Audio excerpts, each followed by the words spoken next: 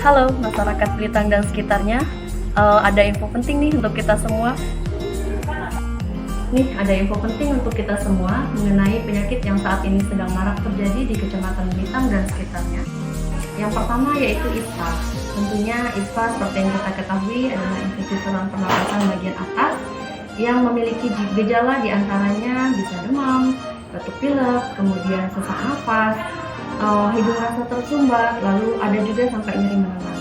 Tentunya hal-hal tersebut dapat terjadi dikarenakan yang pertama dia banyak faktor penyebabnya. Yang pertama tentu karena lingkungan yang saat ini sedang kita rasakan dari debu dan juga dari asap. Yang berikutnya yaitu dari daya tahan tubuh kita sendiri. Mungkin kita sedang merasa kelelahan, kurang beristirahat, kemudian faktor stres juga bisa. Dan faktor makanan itu juga berpengaruh. Kemudian kasus yang kedua yaitu paling banyak di puskesmas kita berdasarkan data kunjungan yang ada adalah penyakit diare. Kenapa diare? Karena pada saat ini terjadi musim kemarau, kita mengalami kekeringan di mana air-air yang digunakan untuk membuat makanan ataupun minuman yang kita gunakan sehari-hari itu mungkin kebersihannya kurang terjaga.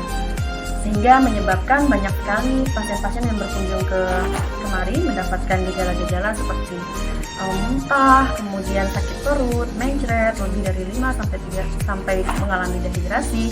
Dan itu perlu untuk kita ketahui bagaimana cara mencegah dan juga cara mengobati, memberikan penanganan awal di rumah. Ada beberapa hal yang perlu kita ketahui untuk pencegahan dan juga cara penanganan. Penanganan pertama yang bisa kita lakukan di rumah untuk menolong orang-orang terdekat. Untuk pencegahan ISPA, diantaranya yang pertama tentu menggunakan masker kemanapun kita berada, kemanapun kita berpergian untuk menghindari adanya debu dan juga kabut asap yang terjadi saat ini.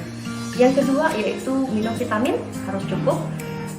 Jangan lupa untuk menjaga kesehatan kita, kebugaran fisik kita. Kemudian minum air jangan sampai kurang, yaitu untuk orang dewasa minimal 2,5 liter per hari atau 8 gelas.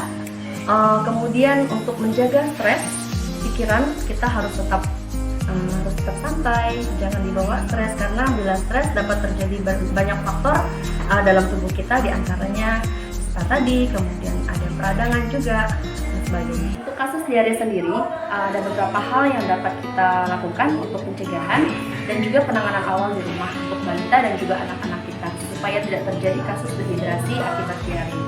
Yang pertama yaitu jaga kebersihan makan, terutama air minum.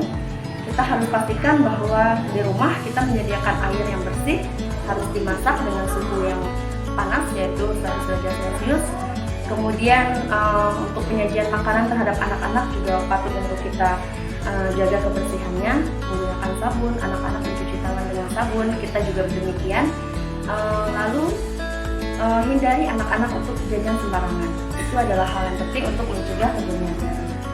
Kemudian apabila anak-anak sudah mengalami diare, muntah-muntah atau yang disebut dengan muntahber, segera kita berikan cairan, jangan sampai kurang.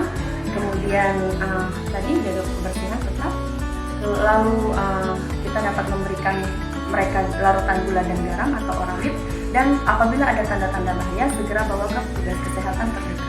Dan ada satu hal yang tidak kalah pentingnya yaitu hindari anak-anak dari asap rokok, terutama bagi orang tua ataupun keluarga yang merokok. Usahakan untuk merokok di luar dan tidak dekat dengan anak-anak ataupun orang yang rentan terhadap asap.